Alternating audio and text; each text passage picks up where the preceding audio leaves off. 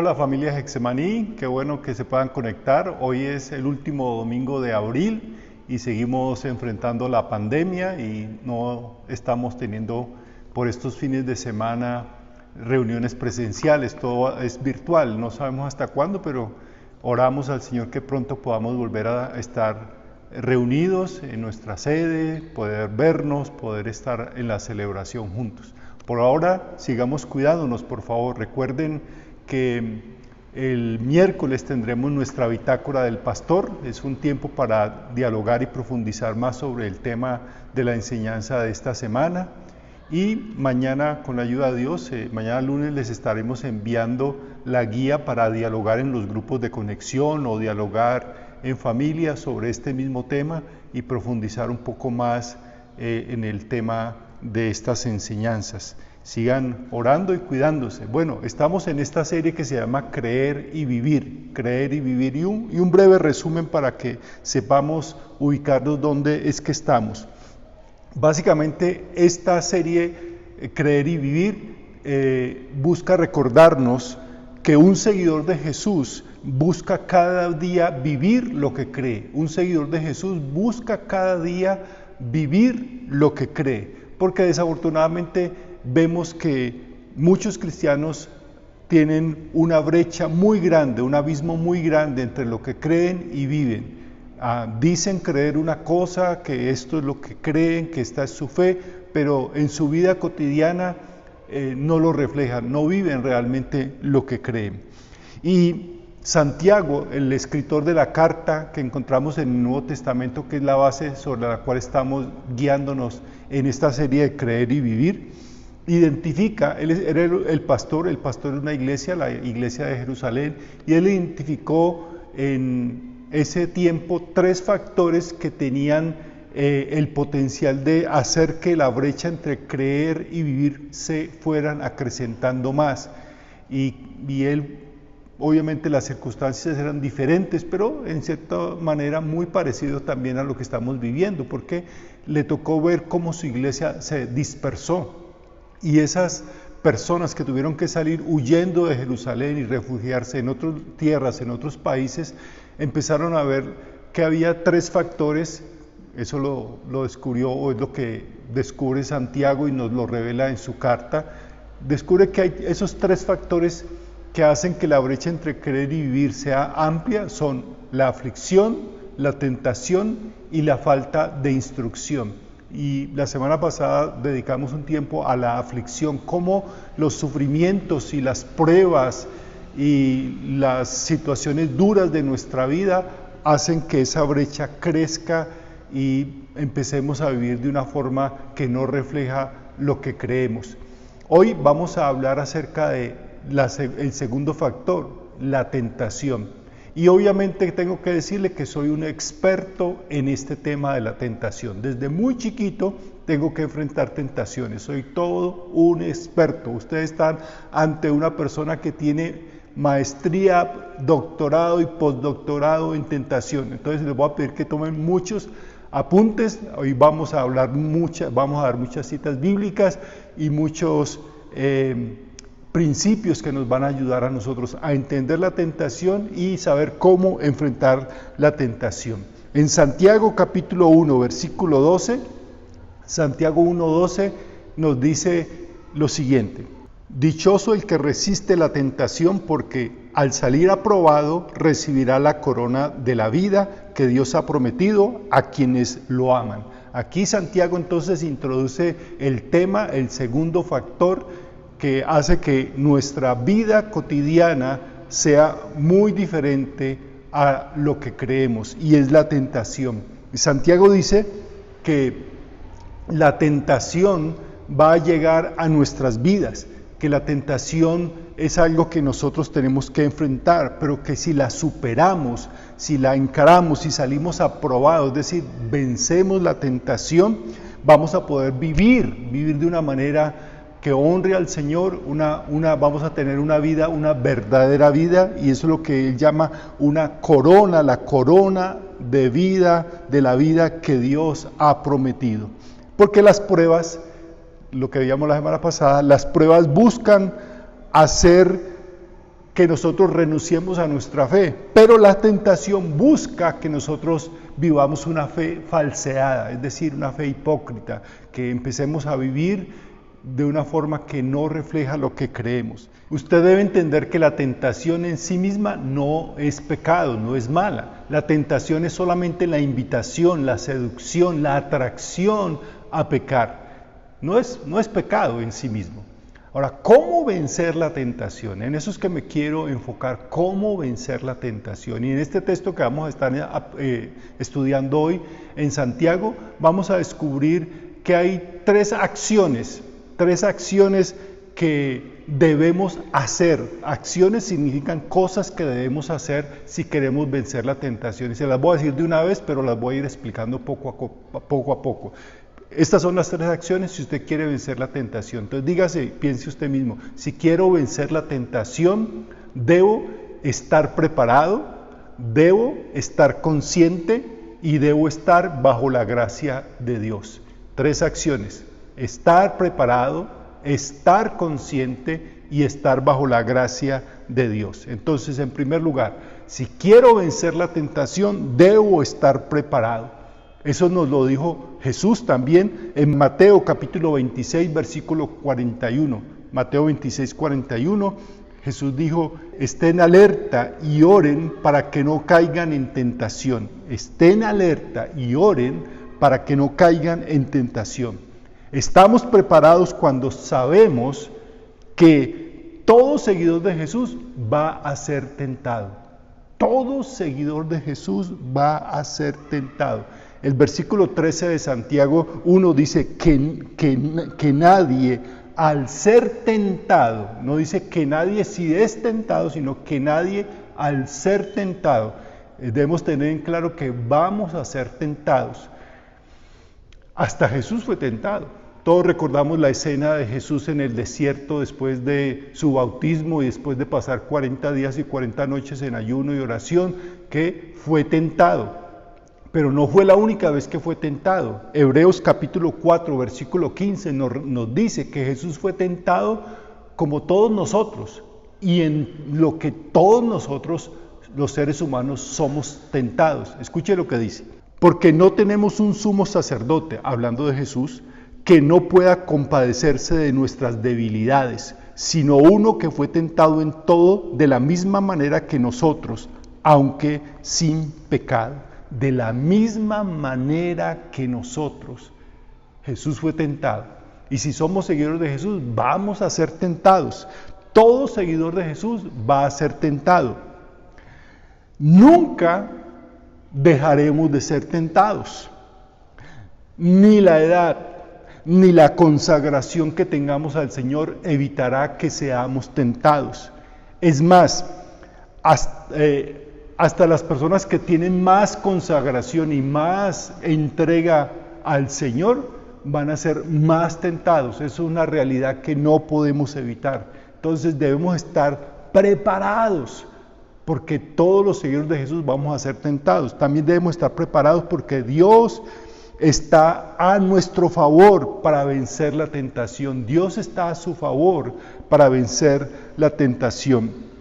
Allí mismo en Santiago 1:13 escribe lo siguiente: que nadie al ser tentado diga, es Dios quien me tienta, porque Dios no puede ser tentado por el mal, ni tampoco tienta Él a nadie. Estamos en una sociedad de irresponsabilidad, donde todos le echamos la culpa a otros. Le echamos la culpa al gobierno, le echamos la culpa a la genética, le echamos la culpa a nuestros padres, a la herencia, le echamos la culpa a nuestro esposo, nuestra esposa, le echamos la culpa a nuestros hijos, le echamos la culpa al jefe, y siempre le estamos echando la culpa a otras personas, le echamos la culpa incluso hasta a Dios. Ahora usted dirá, yo nunca le he echado la culpa a Dios, pero cuando usted dice cosas como esta: si tuviera un esposo o una esposa más comprensiva, si yo tuviera unos hijos más obedientes, si mis padres no fueran tan, o si la iglesia mía fuera mejor así o asá, o si mi jefe fuera mejor, o si el pastor de mi iglesia fuera de tal manera. Básicamente y sutilmente lo que estamos diciendo es que Dios es el responsable de mi situación, porque si Dios me hubiese dado una mejor pareja, si Dios me hubiera dado mejores hijos, si Dios me hubiera colocado en un mejor trabajo, si Dios me hubiera hecho nacer en un mejor país, si Dios me hubiera colocado en una mejor iglesia, si Dios me hubiera dado un mejor pastor, si Dios me hubiera dado diferentes circunstancias, al final entonces ¿a quién le estamos echando la culpa sino a Dios? Los seres humanos siempre estamos buscando echarle la culpa a otra persona, pero en esencia y en el fondo le estamos echando la culpa a Dios. Pero Santiago nos hace recapacitar y que asumamos la responsabilidad entendiendo que Dios no tienta a nadie, que Él no es el origen de nuestros problemas, porque Él está de nuestra parte, Él está a favor nuestro. Primera de Corintios 10:13, la primera parte dice lo siguiente para afirmar este concepto. Ustedes no han sufrido ninguna tentación que no sea común al género humano, pero Dios es fiel y no permitirá que ustedes sean tentados más allá de lo que puedan aguantar. El apóstol Pablo está diciendo que Dios está a nuestro favor y está tan a nuestro favor que nunca permitirá que una tentación sea mucho más grande de lo que nosotros podamos aguantar, resistir, porque Él está a favor nuestro. Entonces, si quiero vencer la tentación, debo estar preparado y en segundo lugar, debo estar consciente. ¿Consciente de qué? En este caso, debo estar consciente del ciclo de tentación-pecado, es decir, entender que la tentación es un proceso que lleva al pecado. Estar consciente del ciclo de la tentación y del pecado. ¿Y cómo es ese ciclo? ¿Cómo es ese ciclo? ¿Cómo es ese proceso del pecado? Entonces, lo primero que Santiago dice es que la tentación empieza en nosotros. Debo estar consciente de que la tentación empieza dentro de mi propio corazón. Santiago 1:14 dice así: cada uno es tentado cuando sus propios malos deseos lo arrastran y lo seducen. Lo arrastran y seducen. La tentación, ¿saben? La tentación no es peligrosa por lo que hay fuera de nosotros. La tentación es tan peligrosa es por lo que hay dentro de nuestro corazón, de nuestra mente. El problema no es lo que hay afuera, el problema no es si las mujeres se visten de una forma llamativa, no, ese no es el problema no es ese, el vestido de las mujeres, el problema es lo que hay en mi mente cuando yo miro. El problema no está afuera, está dentro de mi corazón.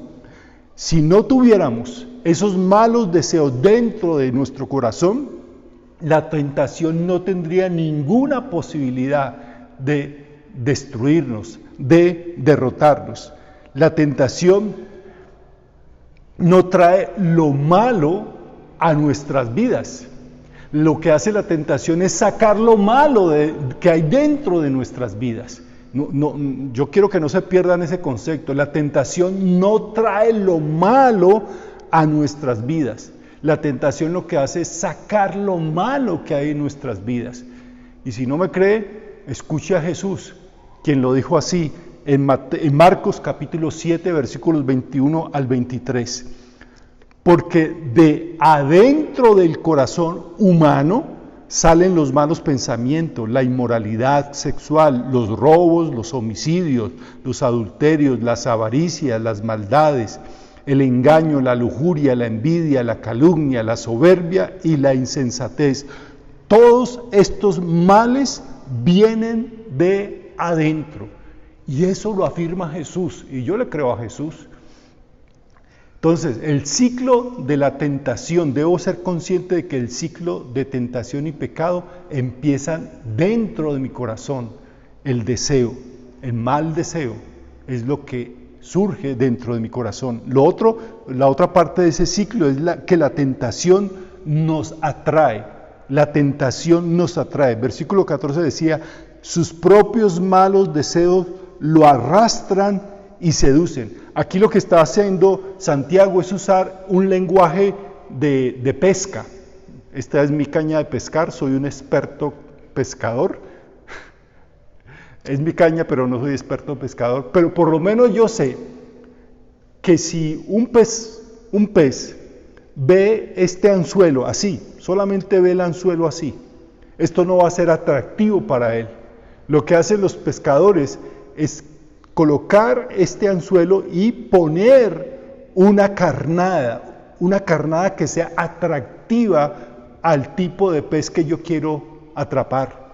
Y eso es lo que hace, y eso es lo que está diciendo Santiago que hace la tentación.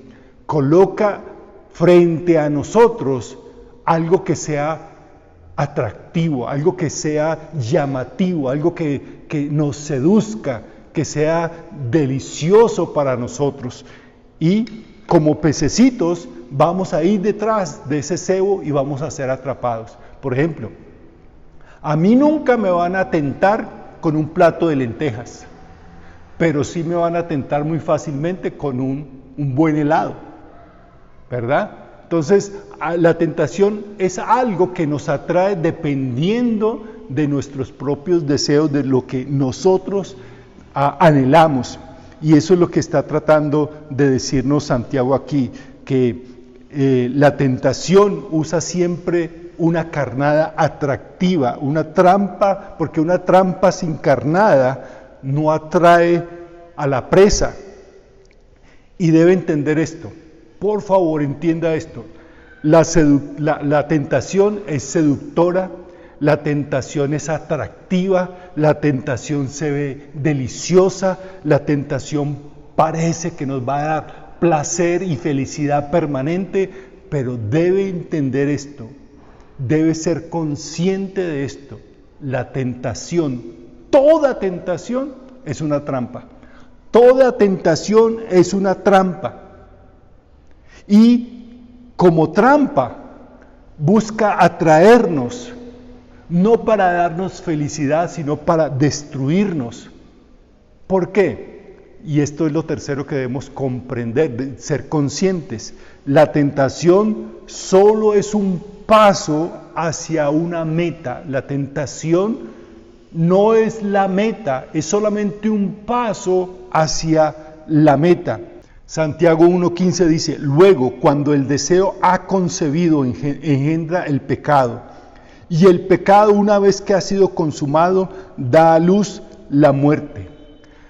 La meta del pecado no es su felicidad, la meta del pecado no es darle dicha completa y eterna, sino destruir, arrasar.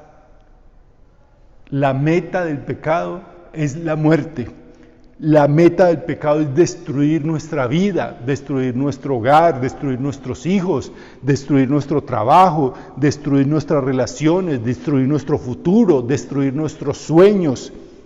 Y voy a tener que explicar esto y sé que esto puede ser una cosa sensible para muchas personas. Me disculpan, por favor, pero es lo que Santiago escribió. Y él está usando un lenguaje muy fuerte aquí. Cuando él dice, cuando el deseo ha concebido, engendra el pecado, y el pecado una vez ha sido consumado, da a luz la muerte. Está usando la simbología de una madre que está embarazada, que acaba de darse cuenta de la buena noticia de que va a tener un bebé, y hace todos los preparativos y se llena de felicidad porque van a hacer un bebé. Pero al dar a luz, su bebé nace muerto. Su bebé nace muerto.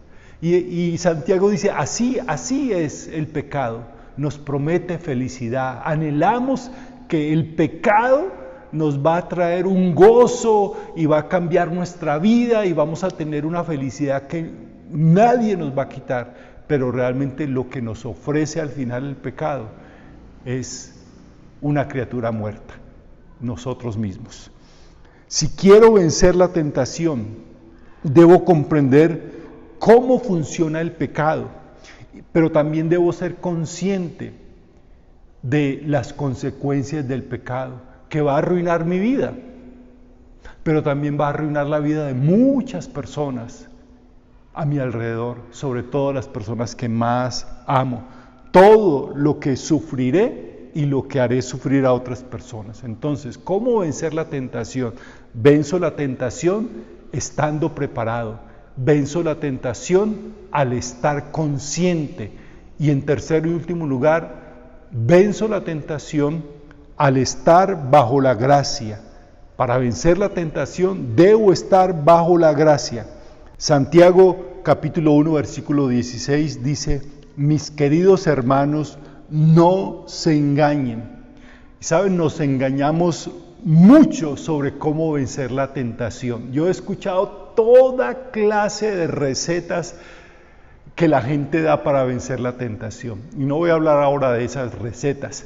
El miércoles en la bitácora, cuando profundicemos más sobre esta enseñanza, les voy a mencionar algunas que son muy populares en el ambiente evangélico y que muchos de nosotros incluso hemos creído o todavía creen algunos de que así se puede vencer una tentación.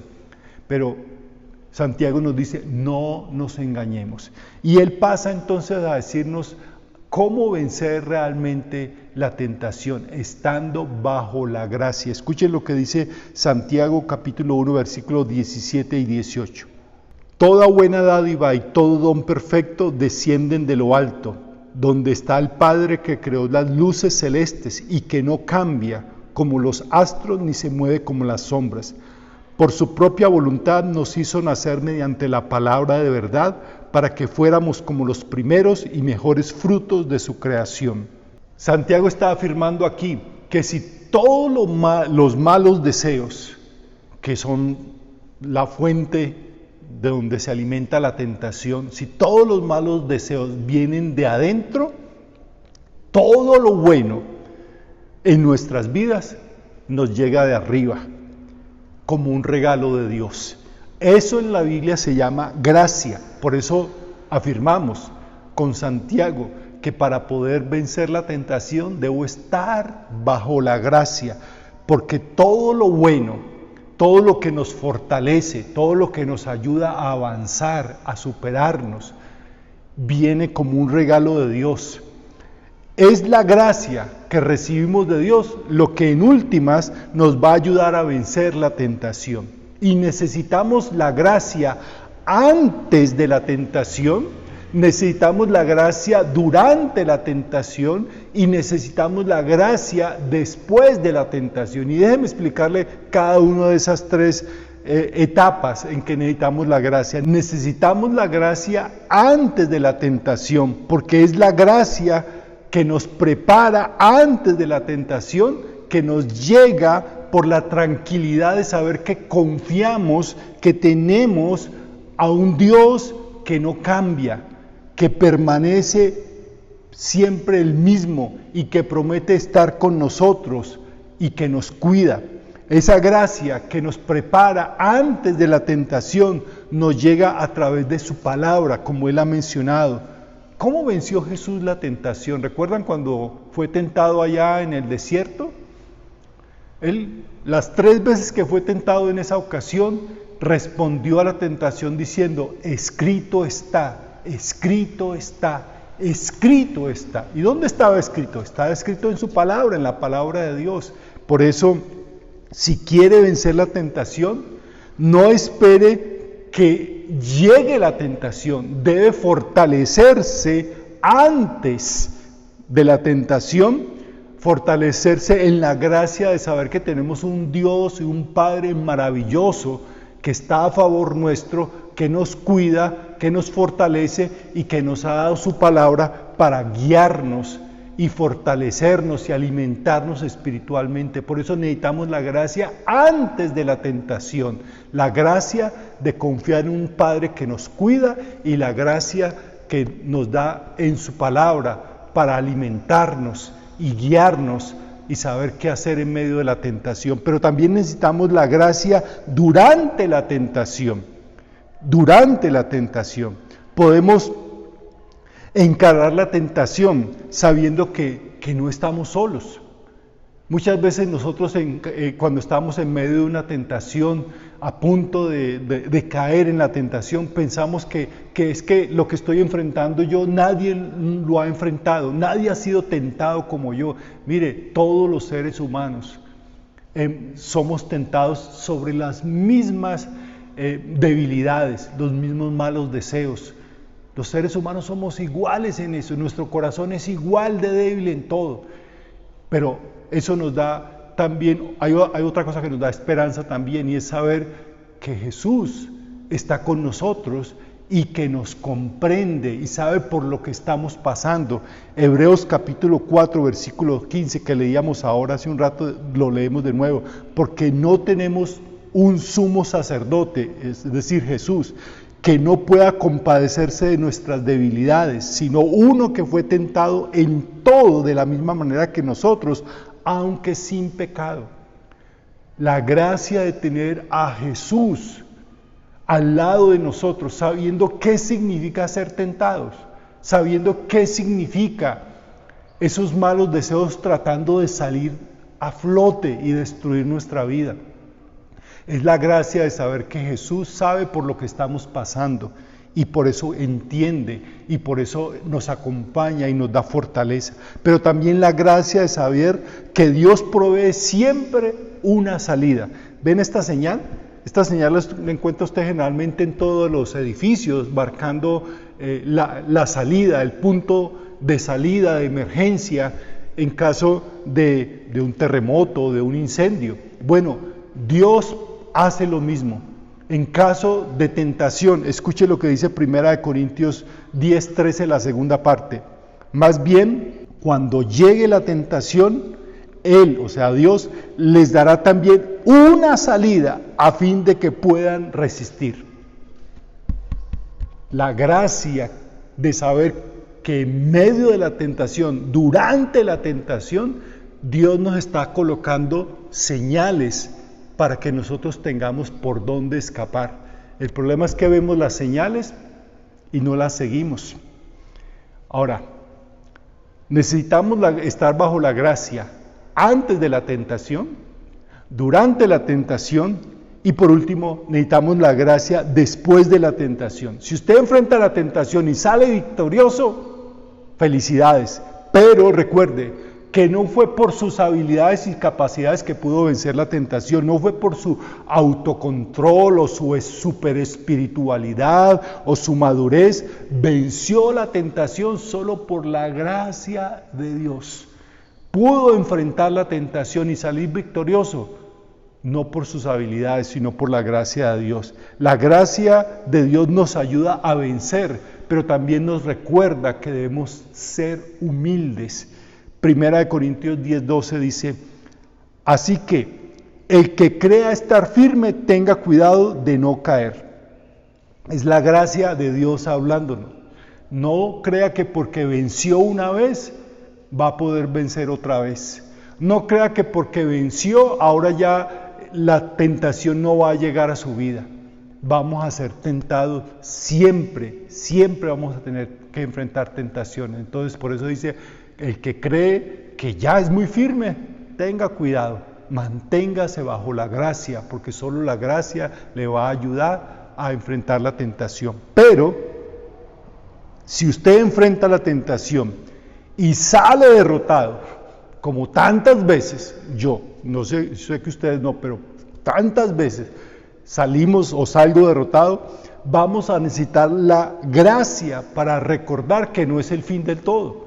Que si enfrento la tentación y caigo, no es el fin de todo. La gracia me va a ayudar y nos va a ayudar a descansar y aferrarnos al perdón de Dios, porque la gracia de Dios es gracia que cuida, pero también es gracia que perdona. Primera de Juan 1:9 dice, si confesamos nuestros pecados, Él es fiel y justo para perdonar nuestros pecados y limpiarnos de toda maldad.